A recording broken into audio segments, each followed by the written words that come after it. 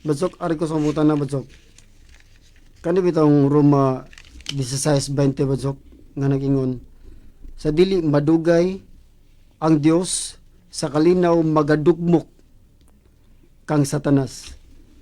Unya diri po sa gipadayag badsok 20 kapitulo 20 uno nga to sa 10. Kung ano badsok lain ang gisgutan diri nga nagingon na wala naman magisgot og pagdungbog badsok kay gitambog naman sa kalayo badsok ang maong Satanas.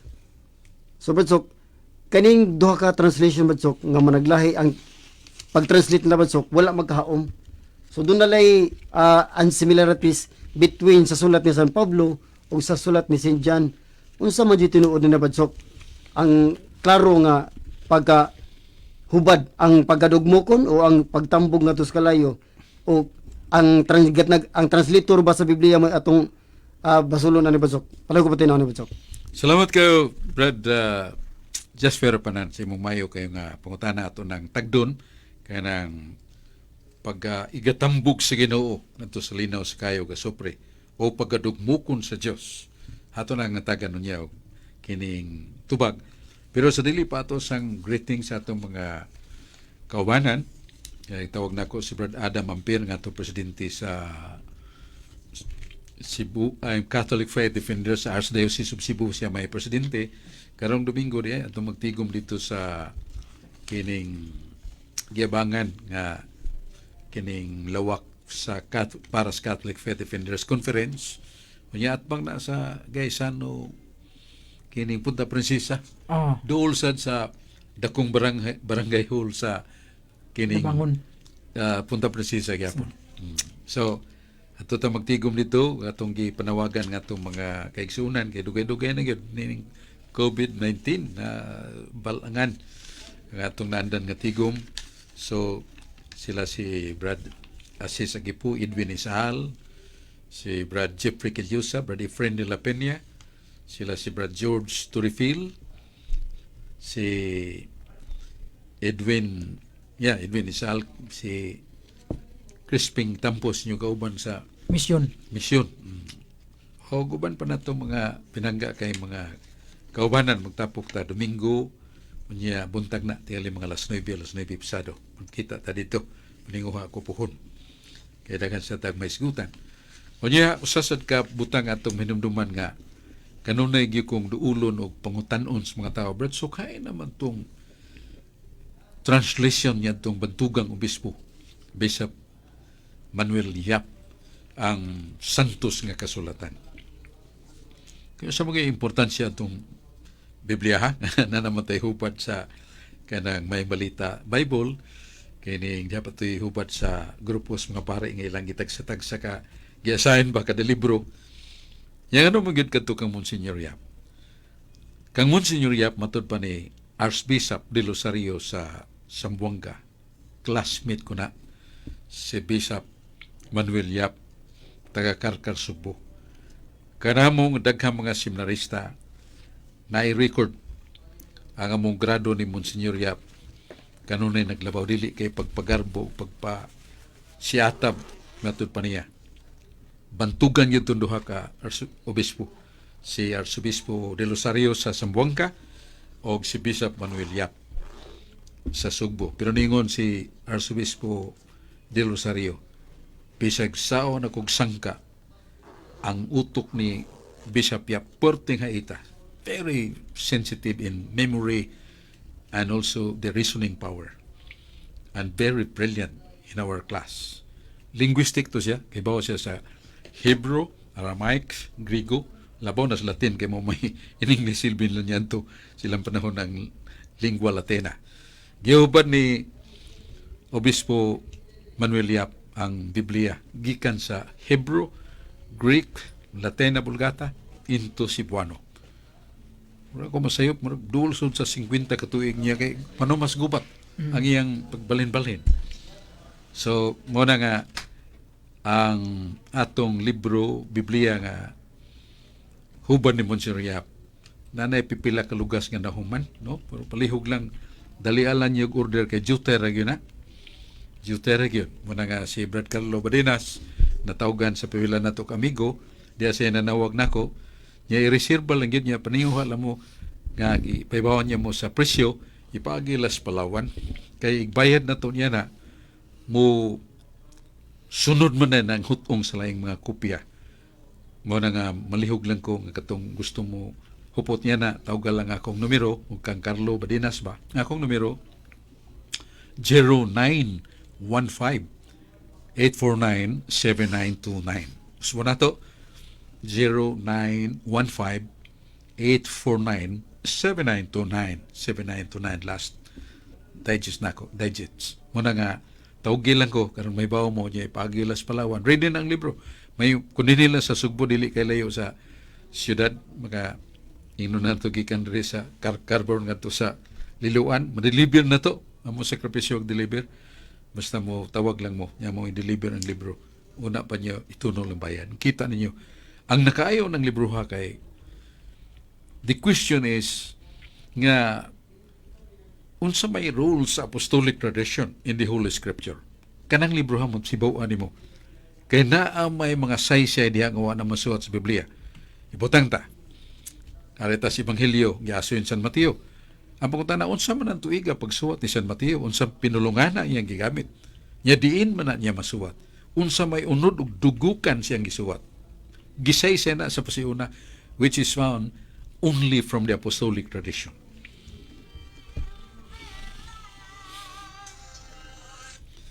Panaglitan libro ni kanang sa libro sa Chronicles. Chronicles. Kasi may nagsuwat ana. Kanang libro sa panultihon. Nga naman nagproverbios kinat sila. Kinsa may nagsuwat na diin masuwat, ug unsay unod siyang isuwat, unsang pinulungan na yung gigamit, unsang tuigan niya nasuwat. Only the apostolic traditions can produce the answer of that question. Mao na nga, bililon niyo kayo niya. Doon na sa mga footnotes, kanang mga lisod nga bahin nga itong mabasa, mga linya nga lisod kayong sabton, sa ubos doon ay explanation si Bishop Yap. Nga lang na footnote or commentary on that. Nindot yun kayo. Although nga, ang pinulungan, laom-laom, kay ibaw biya nga, dili itong mabog utok itong maong obispo. Nga naman na Monsignor nga, kada suwat mga naon, butangan magtapusan H. Sa ibaw mo, ang pinulungan lang nga Cebuano nga iyang naon, mahimong verb, mahimong action word, mahimo sa nga adjective. Ha? O palitan tao. O, naon mo na. Butangan man yung H. Kaya mahimo mo nag-verb, tawhin na. That's already a verb. Unya, action sa nga gihimos tao, tawhanon kay ng buhata. So, nahimo ng adjective. So, ingo siya nga, there's a purpose of that.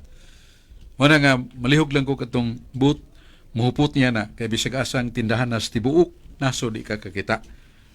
Kay, nipahulay ni Bas Kalinaw ang atong obispo, Yap. With a consultation with Abelard, Monsignor Abelard, Kabelian, sa Cagayan, mao siya iyang gihimo kay lagi matud pa niya. Back in the mind of the soul, he is still existing. He would like that this book will be propagated because of the profoundness and very extraordinary kind of translation. Doon ay mga transition, pipila ka mga pare, nga wagay ka itong magkadimaong ilang mga termino kay gipasag daw na ikaw, imuni, hubara na, imuni. Wa sila mahimog assembly of somewhat common term. Sa may buhaton na sa kuan, kana mga ingno na to, mga termino, mga kiningan lang na to, mga termino nga kinatsila ba, ang imo ba ng as is kinatsila or imo ba kinabinisayon?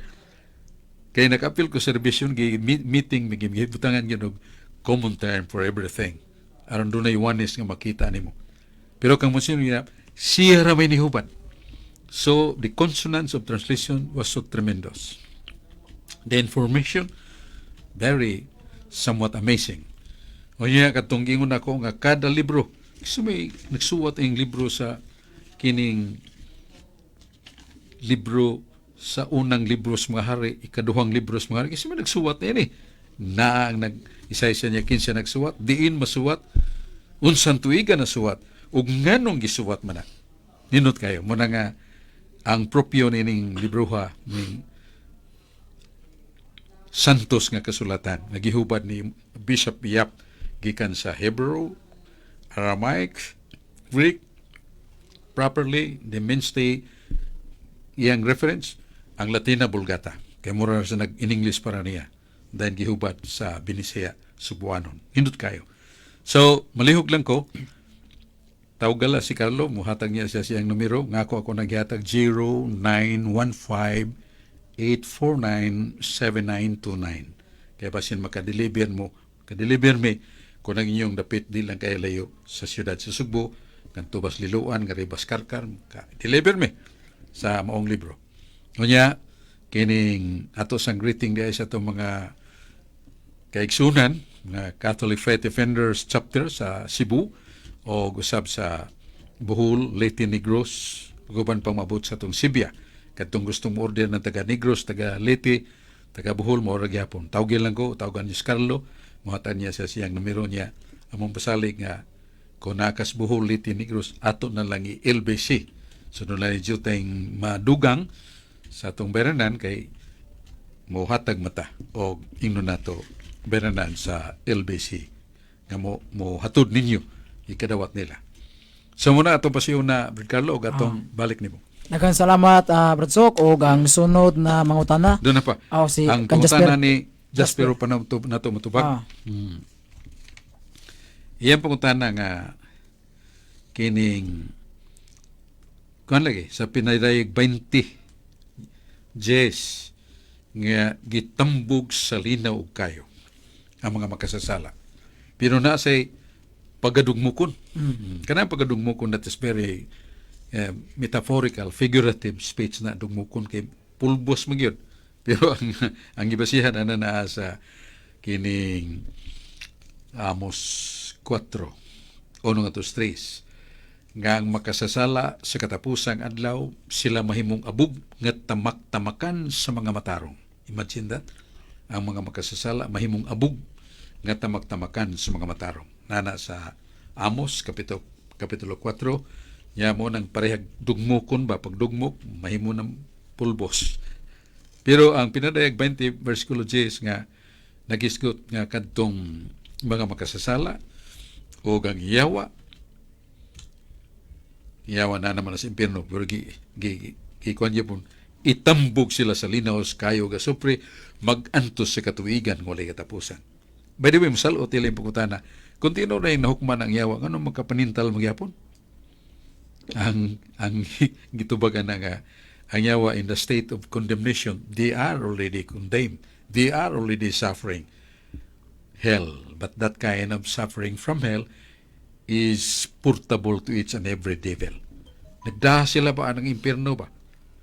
Pero magkagawa sila, tungkol magkahimo sila pagpanintal. Pero wa sila may gawas sa silot nga nagda sa kalaglagan silang kalag. Sa mo nang ato ikatubag ng pangutana nga kung gihukman ang yawa, kaya naman ko 2 Pedro 2:4 nga si Satanas o ang mga yawa, gihukman na sa silot. Gihukman silot nga nung kapanintal naman. Kaya lagi kanang Spiderag 20, wa pa mabot kadtong paghagbong nila ngadto sa kailanman ug pagtambog sa linaw sa kayo ug sirha na. Di na sila makagawa sa pagpanintal pa. Pero kanong manintal masuway labot nila nato nga tinubos naman ta ni Kristo. Si Santiago nagtubag na ayaw kahadlok sa tentasyon kay kanang tentasyon mo gidulit sa Ginoo aron may bawo ka nga gisuwayan ka kay Ginoo ni bawo na masad sa 13 aron kita mahibaw nga pagasulayan ta mahibaw ta aron mahibaw ta kay kita barug sa Dios ba o sa yawa ba. Alam mo ta, si yawa lang ko, kaya daghang ininot kalingawan para si yawa na.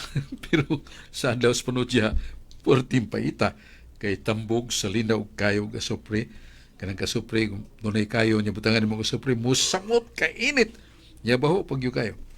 Daghang salamat Brad